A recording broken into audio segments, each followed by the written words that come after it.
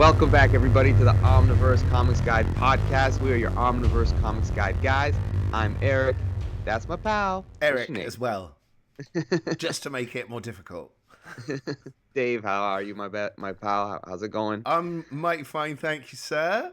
Mighty I like the fine. decorations. Oh, do Very you? festive. Thank you. Yes, it's great. I haven't actually personally applied Christmas decorationisms in about nearly 20 years to anything.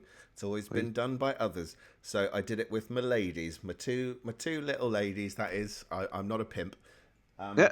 So yeah, my 10-year-old and 7-year-olds were helping me out. So I made it more like them. So it's got tinsel and all sorts that I wasn't allowed previously in my previous life.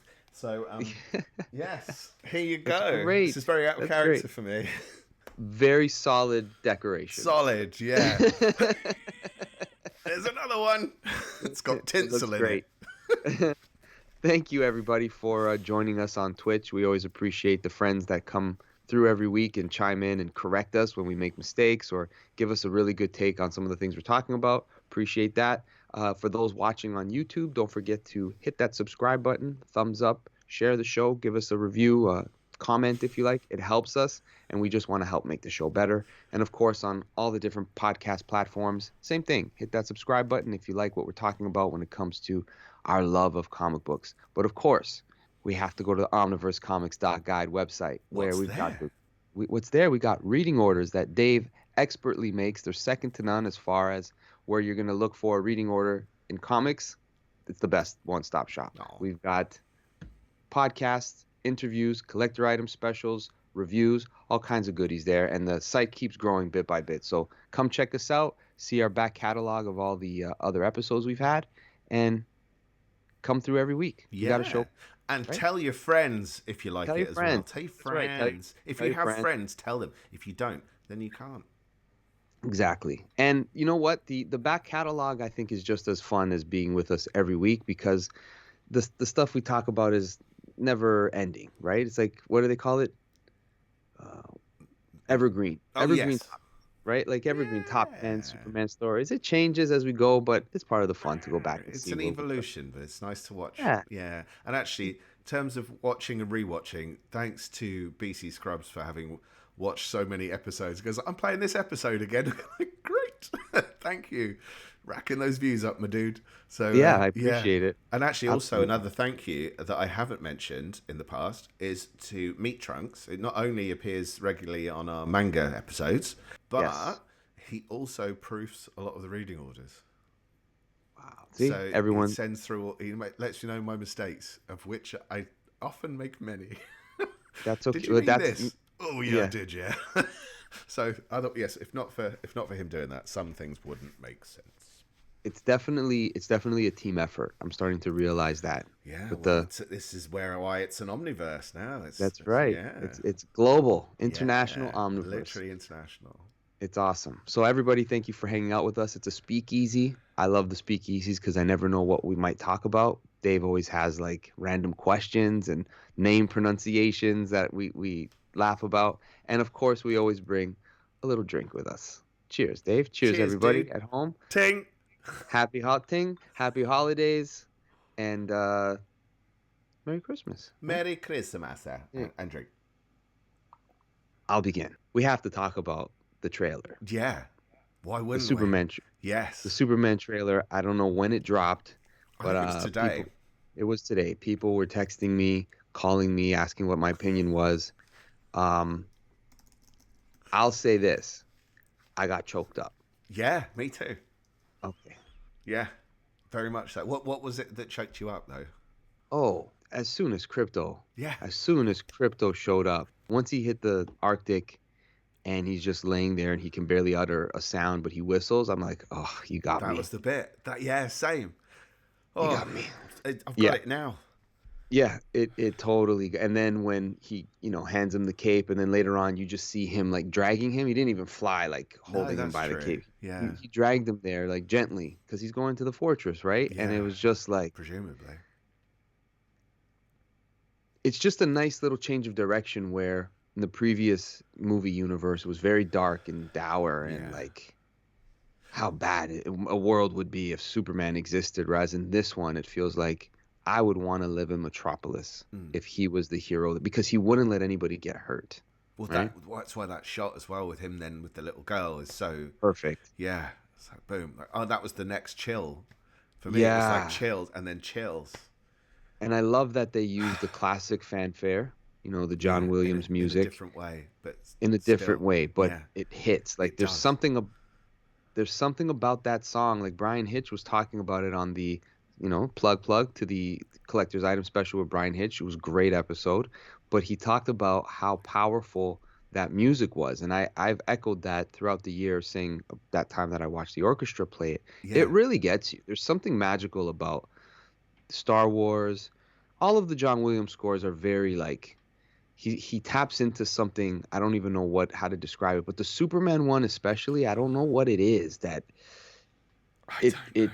It's kind of there's it's that build to it, and it's also really familiar, and it's grand, and it's not pretentious, but it yes. lets you know it's there, and it deserves to be, but it still doesn't feel like it's kind of going, yeah, so yeah, have some. It feels like Superman. Yeah, and the notes literally sound like They Superman, like do. it's almost Yeah, designed Superman. for kids to sing along when they're playing with the toy. Like I know I did. Uh huh.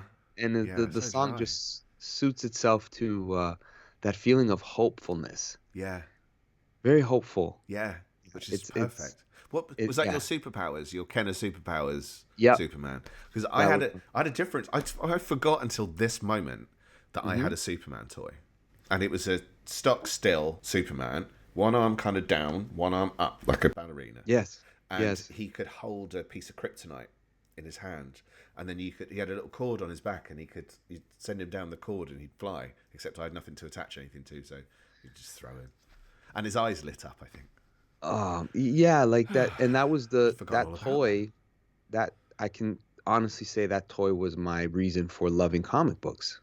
I'm not sure where it correlated that I realized Superman exists But in it the just gets comics. ingrained. That There's something about it, but my first thing was that superpowers toy as a child, like flying around with it to the soundtrack. It really, really makes me happy to see Superman get people excited. a day earlier, people were whinging. That was the buzz was negative, and they were attributing it to like Warner Brothers stock dropping and all sorts of stuff. And people are complaining about the outfit. We haven't really. This bit hasn't shown the outfit. Why are people complaining? Why are you complaining? Like, just give it a chance. I mean, even with the trailer out, and I loved the trailer. There are a couple of bits in it I wish were different, but it got me really excited to see Superman on a screen again, Yeah. and that's great. But like, don't forget, people said the same about Guardians of the Galaxy Right. when James Gunn did. It is James Gunn, isn't it? When he Yep. did Guardians of the Galaxy, and they were all going, "This is going to be Marvel's first flop." And For guess sure. what? Trilogy. It's one of their best. Yeah, Easily. I yeah. would put it up there in my probably top five Marvel God, movies. yeah. Thinking about it, yeah, yeah, it beat my top five safely. The rewatchability of it, Yeah, it's got it, and I expected the least from it, and I yeah. went into this Superman I had no expectations, no sort of. It's kind of like how I felt about the Matt Reeves Batman. I Mm. didn't have any hope for it, not because I didn't want it to be good. It's just that we'll see. Yeah, We've made it's the so best way many to of these. be. Yeah, we'll see what happens. If it's good, I don't want to go into it the way I went into like BVS, where I already had kind of decided that I loved it before I had watched the movie. I'm sorry. And yeah, I was very vocal out about it after, because I watched the movie and I enjoyed it at the theater. But then when the movie finished, I looked over at my wife, who loves, Superman and Batman team ups, just loves it. I'm like, what do you think? She's like, it was like she had gone through a ride. Right. There was an exhilaration factor Yeah. of, the effects in the movie, like boom, lots very loud, Superman, Wonder Woman, and Batman on the Of screen, course. like, Yeah. whoa, what just happened?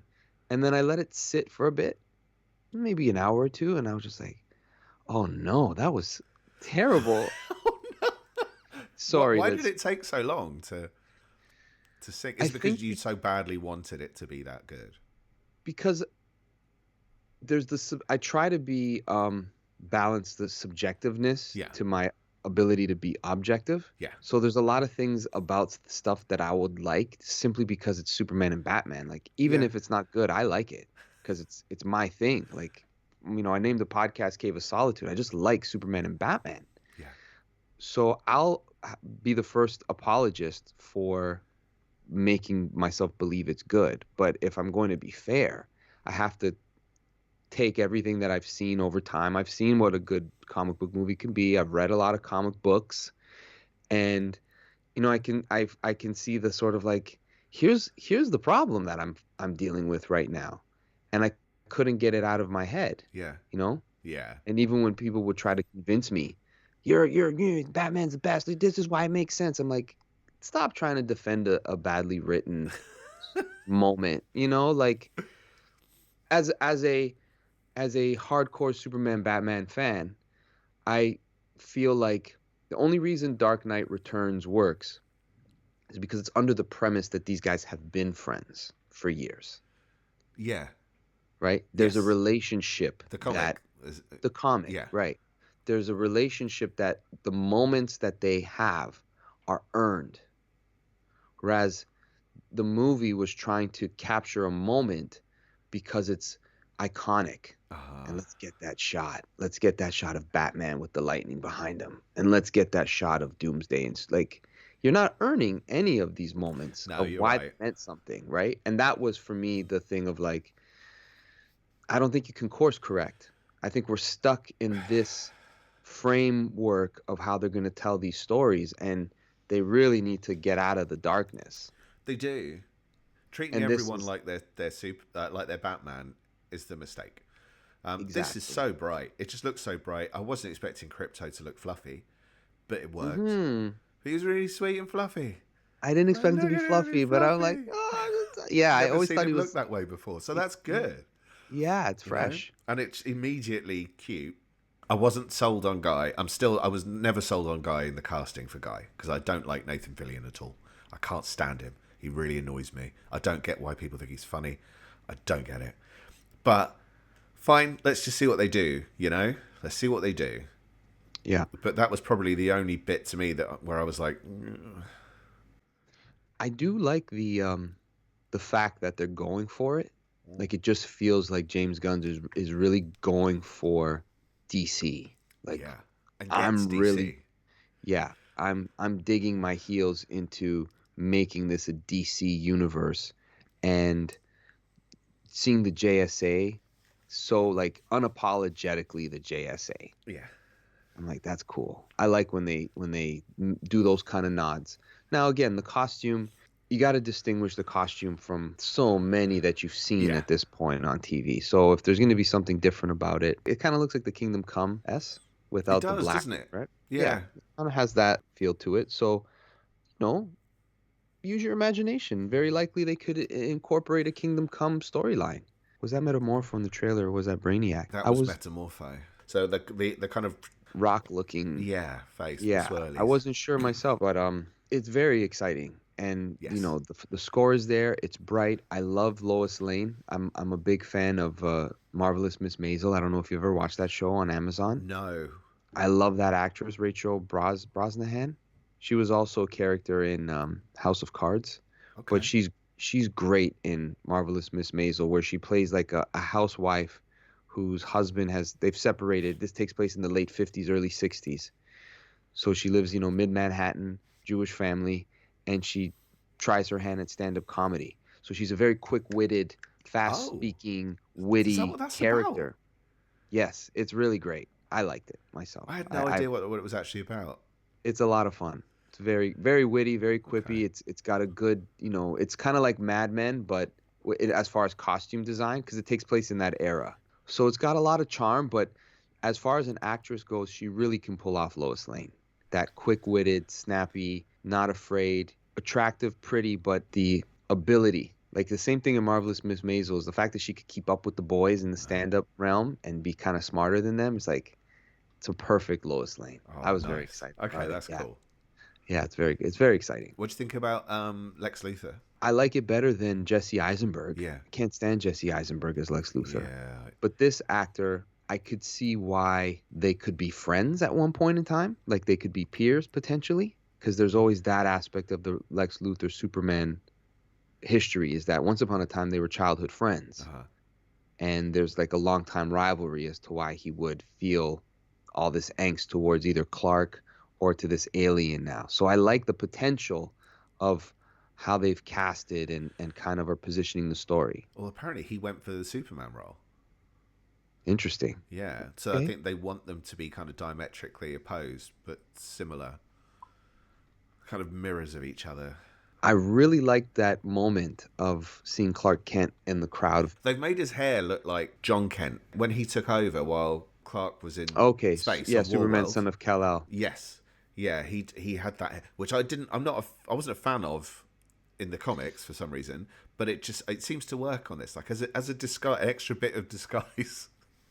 Yeah, I feel his whole body language, the way that he's been cast is very much all-star Superman. Yeah, He's this big, is that. but he's not like muscles coming out of his ears like the Ed McGuinness kind of Yeah. version, Oh, right? Henry my Cavill goodness. kind of embodies that Yeah, he look a does. little bit, but he looks like that Frank Quietly, like big, lumpy, sort of frumpy kind of guy getting through. He's big, like he has a presence, but you'd want to forget it. Uh-huh. Whereas when you see Superman, you're like, it's just powerful. There's Yeah. something you believe that he could lift a building. Mhm. It's almost cartoonish how he looks. It's very well done. Yeah. Just the trailer though. Like I'm Yeah. getting ahead of myself, but Oh, no, it's good. I mean, the trailer should the job of the trailer is to get you excited, to get the audience excited, and it's done it. Well, it has for me, and it has for you, and I think yeah. it sounds like it has for a number of people in the chat as well. Clark looks like a pale Richard Ayoade. Interesting. I think I'd watch a Superman starring Richard Ayoade. Maybe he could be the Earth 23 Superman. Yes, that's right. But yeah, Richard Ayoade. Do you ever watch the IT Crowd? No, I No. don't know that. You'd probably recognise his voice though if you heard it. It's very distinctive. Okay, It's not okay, it's not probably. a Superman voice. Oh yeah, Michael B. Jordan was going to play Superman. Yeah, I really like the direction they're going with this. It's hopeful, which I think is what you want a Superman movie to make you feel like. It's taking the chances of inserting other members of the DC universe that aren't like your face is funny. including Oh, members of the DC universe that just opens up the potential for like where are they going to go with this story? it feels like it could go anywhere. So I haven't seen Creature Yeah. Commandos yet, but the fact that we've got Mr. Terrific, the fact that we've got Hawk Girl, Yeah. Metamorpho of all people, so it could go anywhere. Literally anywhere at this point, which is just really cool because the DC universe is so big, so vast. There's so many characters from multiple eras, multiple continuities. You could pick the best and put it up there. It deserves its time in the spotlight, and it deserves some time to shine, and not just have people immediately try and go, what's better than Marvel? Like, just stop. You can like two things. It's okay to like two things. Yeah, absolutely. I've never been a fan of the one or the other. You can't support both. It's like, yeah, you can. You can. Because yeah, I mean, I like the competition of what you like better. Are you a Marvel guy? Like, I don't mind the sort of, but What are you? to You make, Marvel guy or DC guy? You got to get rid of half your collection now. Do you get rid of the Marvel books or the DC books? I'm just gonna keep my Superman. Yeah, I'd get rid of them. I'd get rid of everything and just keep my like John Byrne era Superman because that'll make me feel like okay, everything's okay in the That world. counts as a Right? DC choice. My DC. Yeah, that's what I would I would keep. do the same. And But I've been a Marvel guy most of my life. yeah, and I just think about nothing will top my Walt Simons and Thor omnibus like that. Oh, you For say me, that? but the one thing that would get me through would be my Superman books. And I'm just really excited that because of the movie and the hype around it, you know that you're going to be getting, a lot more Superman omnis, Superman Yeah. related collections, which is long overdue because Yeah. I mean, I'm on my Superman soapbox, but having gone to the comic shops for, being a Wednesday warrior, as they say, and, visiting numerous shops throughout the week and other places, you always hear people shit on Superman. Yeah. He's the worst character. I would hear guys in the store like, so Superman's like the worst. I don't even know why they make his comics. He's just so, I'm like, man, there wouldn't be superhero comics. Like, Nah. that's the first. At least tip your hat to that, Yeah. right? It's And really easy to do that and lazy to do it, frankly. yeah. And so I've been happy to hear like Jeff Johns and Brian Hitch to take a moment out of talking about Ghost Machine and just saying how much Superman means to them. And there's nothing in it for them anymore. No. Right. True. Which I'm just, yeah, it's not like they have to say that. It's what they really feel. And it's just so refreshing to be like, Jose Luis Garcia Lopez, the way he drew Superman, like we connected to it. That's There's just so something, weird. Right? That's what I was picturing. When I was picturing a Superman in my head just now, and it was Jose Luis Garcia Lopez Superman. Yeah. That was the same my thing. Mind. Yeah. Yeah, I'm looking at the superpower toy. They designed the whole branding of superpowers out of stuff, right? So, yeah, I'm just really excited that he's getting his day in the sun. Yeah. Pun intended. Pun fully intended. Intend the hell out of that pun, Mo Flipper. So, Omega Bread says in the chat as well, people who shit on Superman are people who in general have never read Superman, which is very, very true. In fact, I used to do it, and I hadn't read Superman. He's too powerful. It's all about truth and justice, the American way. Who cares? Like, no, I've learned the error of my ways. I've probably said it enough times that I'm not going to go into it again. But yeah, I love this character. When you start to give those stories a chance, and just pick great stories. There are plenty of great stories. We've done episodes where we've listed great stories. So just head on out there and give them a go. Brian Hitch's he had that Justice League miniseries, the 9 issues, that was very heavily built around Superman. Yeah. It was. I like that one myself too. Yeah. It wasn't being critically acclaimed at the time, but I enjoyed it. It felt like it was his own self-contained thing while still being part of the New 52 in its own way. It was its own interesting JLA story that I quite enjoyed, and I liked the sort of the philosophical battle about it. Sorry. The whole idea of the Kryptonian god coming to Earth and basically like, yeah, we can make it a utopia. And of course, the one guy who's like, well, what are you really up to, right? It's just so good.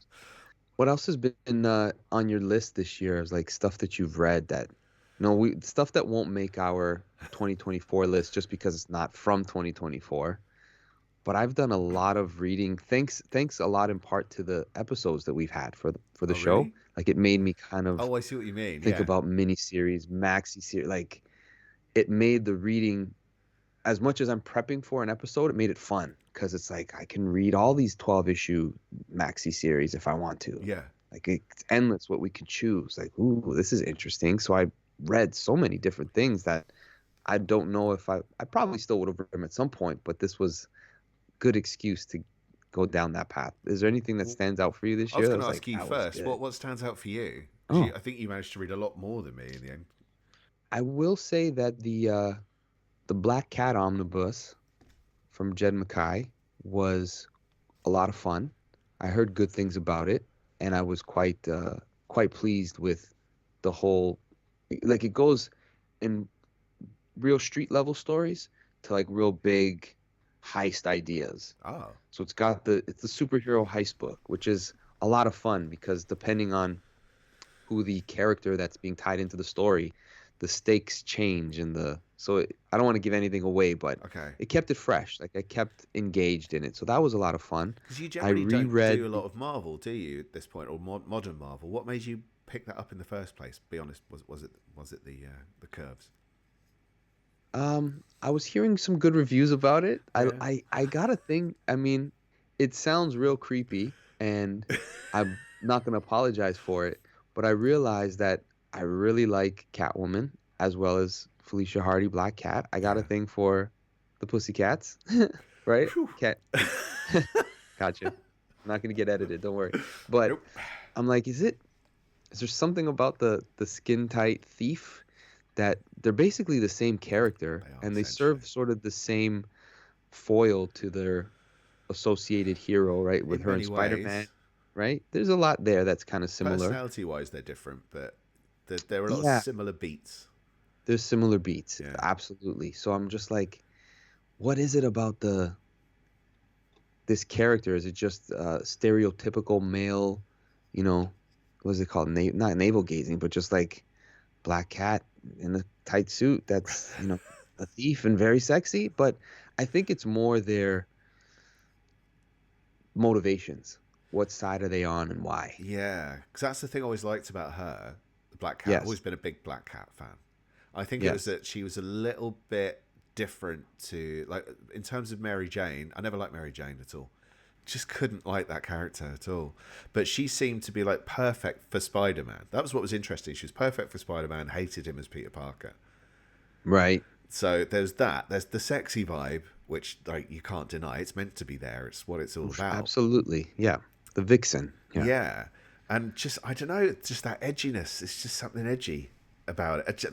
I just love all that. I think that's probably informed a lot of my bad decisions in my life. I mean, I think it's the fearlessness as well Yeah. with both those characters because I the year before I read Ed Brubaker's Catwoman of East End, and I just loved that book. It wasn't Oh all yeah. Darwin Cook.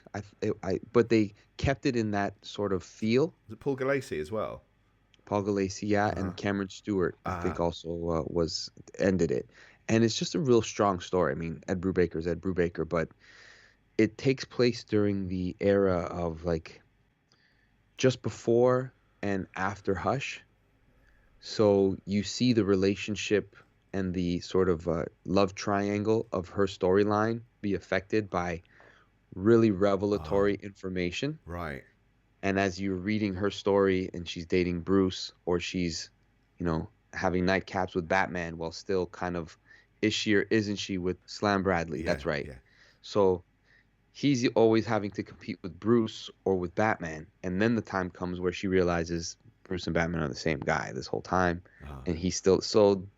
And then there's of course, the capers and the whole overall plot of that storyline. But in regards to Black Cat, it goes into some real far out places. Like, it's like, how did they make Black Cat this kind of a character?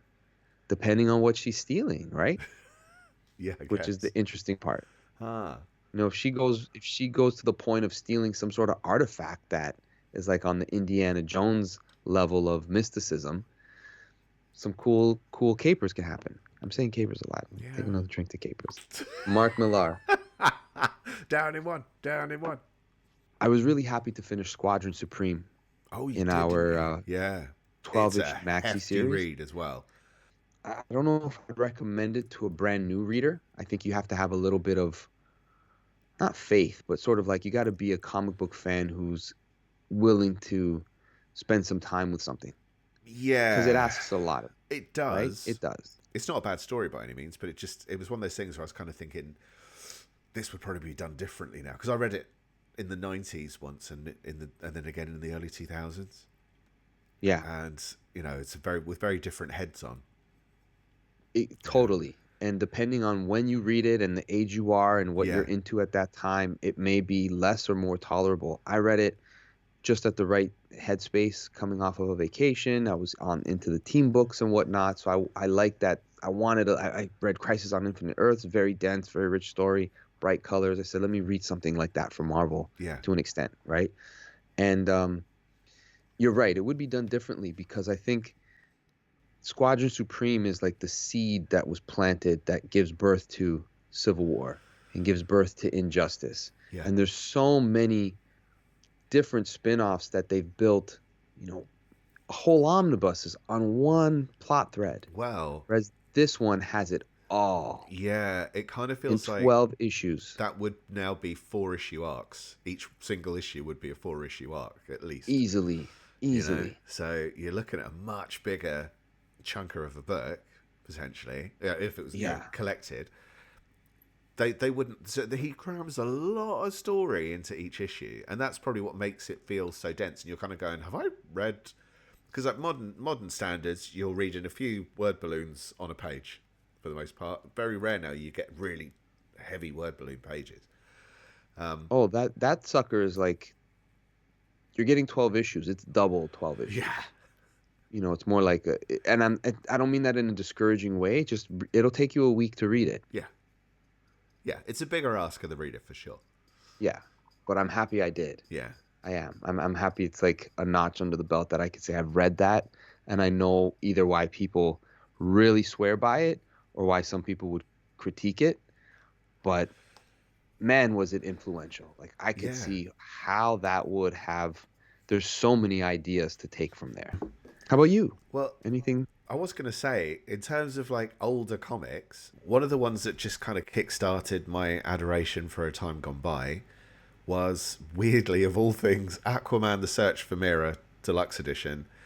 And I mentioned Aquaman in our last incoming episode, but I can't even begin to explain.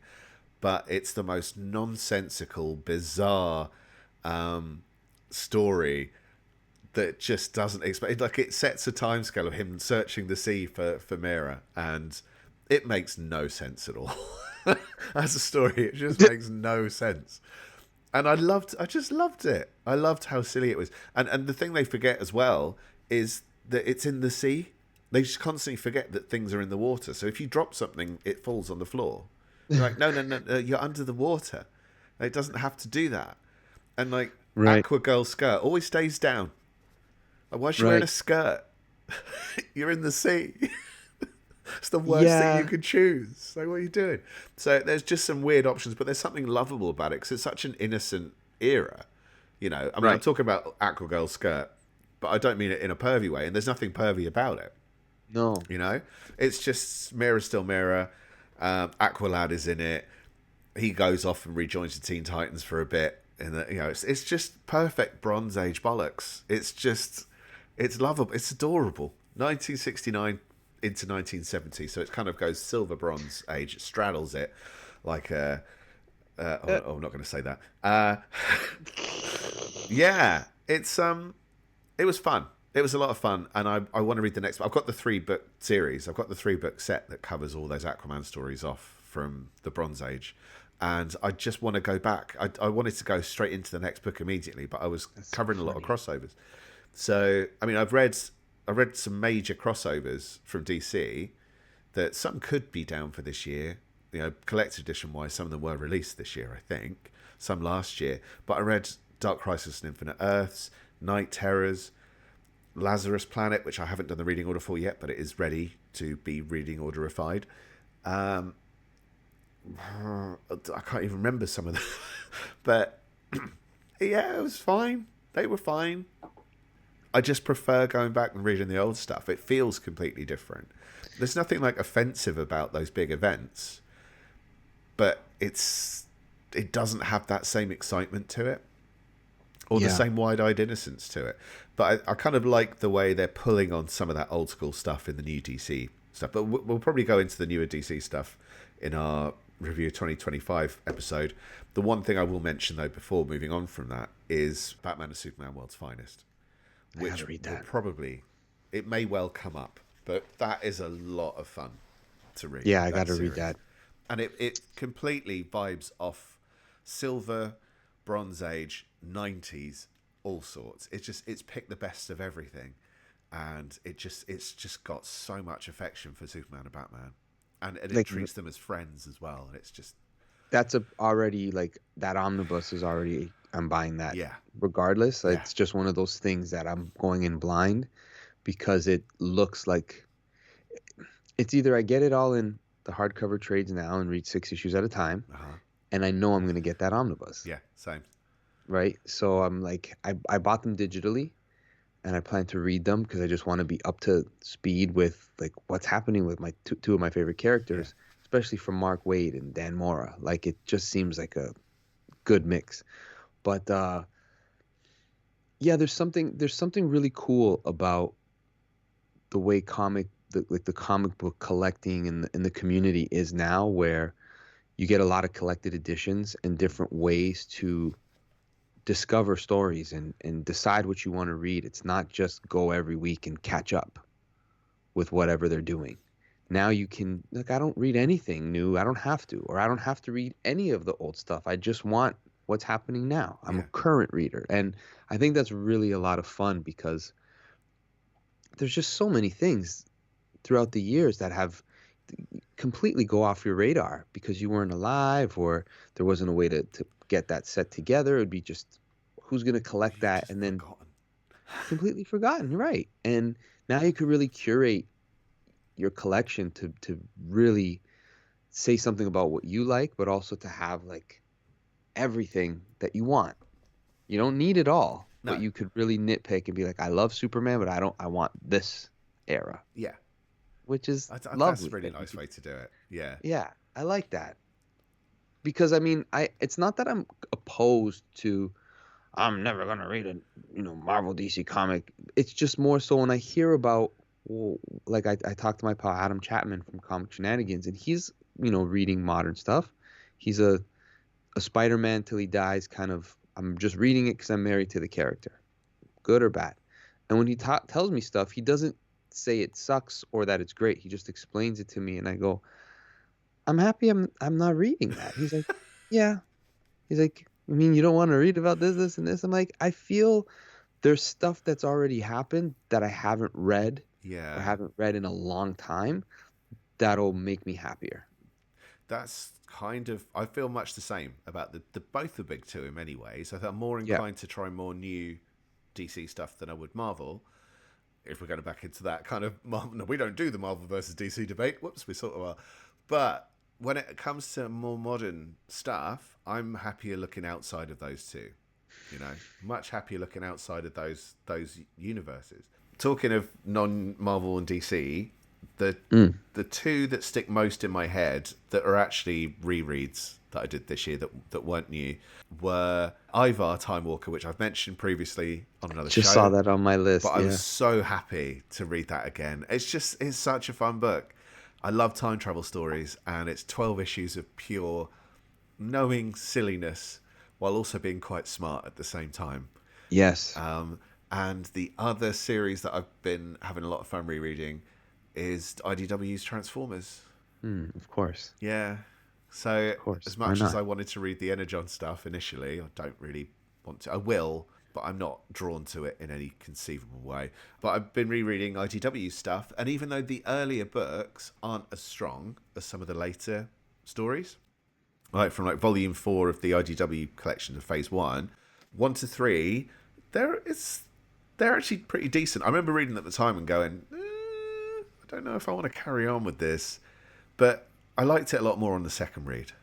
Mm. So I Nice. know that it picks up as well, though, and I'm kind of starting to see where the seeds will and where things continuity will shift a little bit further down the line, where they've gone, yeah, pretend that bit didn't happen.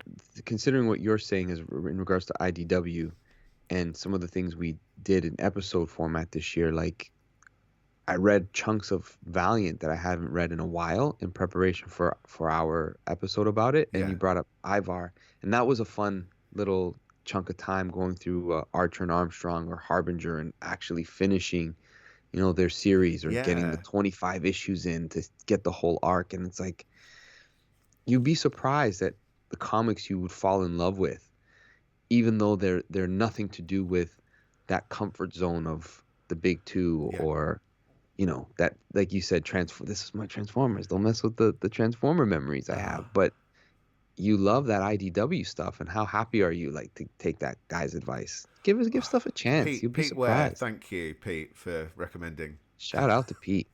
Yeah. I did enjoy reading some Peter David for a while because I did the Incredible Hulk Volume 3 omnibus. Oh, you're up to volume 3. Yeah, so I finished that one, That's the Gary and Frank run, isn't it?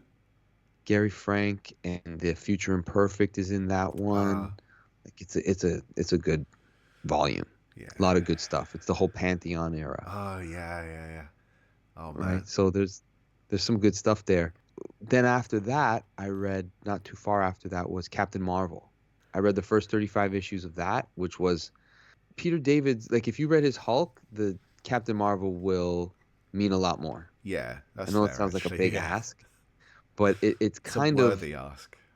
it is. Like you won't be disappointed having read the Hulk stuff, and then when you deal with Janice Vale and Rick Jones and a lot of Rick Jones's life and the storytelling of what happens to him in the Hulk really carries on It here. does. Yeah. It's almost like a spin-off in a way.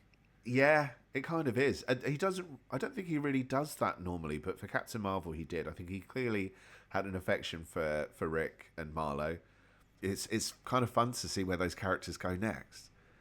I got a soft spot for Rick Jones myself. He made Yeah. me love Rick Jones. He was that character that tied into everybody in the Marvel universe, almost like a somewhat of a Robin. Not a Dick Grayson character, but he was everyone's sidekick. The same way Dick Grayson has been around forever in the DC universe, even though he's like a young man and you don't realize that he's got an 80-year plus history like Batman does. Rick Jones kind of has that sort of thing with Marvel where you go back to old Avenger stories and he's a key figure Yeah, in some of those he stories. is. You're like, you're here still? Like, you're in Captain America? Like, you're a key character in Captain America? Like, what the hell? Like, why are you always around? But Peter David really gives him like a, you want to know what's happening in his life. He really makes him a main character in the Yeah, Incredible Hulk story and definitely in the Genis Vell because he's he's Captain America's sidekick for a while. yeah. He's directly connected to Bruce Banner, He's responsible for the Hulk. responsible, and then he is the connective tissue with Captain Marvel, Mm. right? So it's like everywhere you turn, Rick Jones has his fingerprints. Yeah, What Rick Jones is like he's like a Jimmy Olsen, he's like yeah. a He's probably more. Bucky. He's Yeah. he's got like everybody's got their connection to him. And I'm so surprised that there's never been any sort of reference or use of him in the MCU. Like he is Oh such a yeah. pivotal character in the Marvel universe. Yeah. Pivotal. And he's never had his own title. No, but he's been the main character in like 5 different books. Yeah. Really interesting. So yeah, I Yeah. enjoyed reading Peter David's stuff, and then I got into the X Factor, the Volume 2. So the Volume detective, 1, the investigations era. I really enjoyed that. I got to finish it because I've read up to the Messiah Complex event Oh, and then it. because I hear Yeah. Volume 2 or Volume 3 of X Factor from Peter David is like, That's where it hits. that's as good as it gets. That's where it hits. Yeah. Yeah. And Volume 4 is out in 2025, and that wraps it up. Oh, and the Aquaman from Peter David recently came out. Yeah. That thing's a beefy beast, man. Yeah, there's a higher page count than is listed on most things. So it's like 1,500 pages, but it's actually 1,600 and something pages. You get another 100 pages on top. Wow. Yeah. Tempted. I'm tempted. I don't know if it's But going to I'm hang not. around long. I think people are starting to snap up these books now. Yeah. I think when people, you never know, You but never know. when the corporations realize that there's an audience for these, they seem to reprint them. Sometimes. It seems to be, yeah, sometimes. Yeah. We'll see. I think they're getting wise to it now, DC. I think they're on the wagon now. I hope so, especially with all the extra media that they got coming out in the movies. Yeah. Like, I'm excited to see some of this stuff. Yeah. Oh, man, Superman. Next up is our top 20 of the year. Yeah. I'm excited for that episode. Yeah, I love me those too. ones. Yeah, I'm a big fan of that. And that's the one time where we can double up. True. So if something gets 2 mentions, it may not go into as much depth on the second mention, but it can get 2 mentions. So that probably means it's even more worth a read, is it? Or we both just happen to like it. But yeah, it's our own individual top 10s. Yes. So Next week we're off. we're off, Right? yeah. Do you have plans? No. No? No real plans. No, I'm Gonna just keep it gonna low key? keep it low key. Visit my mom. Shout out to Eric's mom. Shout out to Eric's mum, Canadian Eric's mum. I don't know if she's watching tonight, but she's recovering. I gotta send a shout out to her because she's recovering right now from surgery that she recently had. So everything's hopefully going in the right direction. But if she's watching, love you, Mom. Thank you for always watching the show, even though you don't read comics. Yes, thank you for your constant support. Your constant stuff. And now she always says, "That was a good one. You guys did good." I'm like, "Do you want to read That's any of so those books?" sweet. Oh, I don't know if I'm gonna read one. But Oh. she's a fan of the show, so there Oh, you go. Meat Trunk says, Eric's mum, we love you. Take care of yourself. Oh, thank you guys. Over Chris, get well soon, Eric's mom. I'll spread the word and let her know that well wishes were sent her way. Any Yeah. plans for you, Dave, next week? I have no kids for the first time on a Christmas morning, so it's going to be a bit weird. So what I've chosen to do is I bought the DVD of Superman Doomsday, and I'm going to spend the morning watching Superman get murdered. The son of The Jor-El. son of Jor-El's going to get it, and then my He's kids gonna come get it. over about 6. So then, yeah, I've got stuff planned for them that I think they're going to find fun. That's great. Well, enjoy watching Superman get his butt kicked. I will. It's a 12, so I can't share it with them. So That's okay. Enjoy, we'll wait. enjoy. Nice. All right. Well, everybody who's tuned in, thank you for tuning in with us again. If you're watching on YouTube, don't forget, hit that subscribe button, the thumbs up, and visit us at omniversecomics.guide for all your comic book goodness, reading orders, interviews, top 10 episodes, you name it, they'll be there. And stick with us. Our next episode is going to be our top 20 of the Oh year. Everyone yeah. loves a countdown, Uh-huh. year-ending countdown. And then in the next year, it's going to get interesting. A lot to look forward to. So yeah, all sorts, all sorts. Yeah. We got plans for you all. All right. Well, Dave, Merry Festivus, Merry Christmas, Happy Hanukkah, everybody. Whatever you celebrate, enjoy. Happy Sayonara. holidays. Yeah. Sayonara.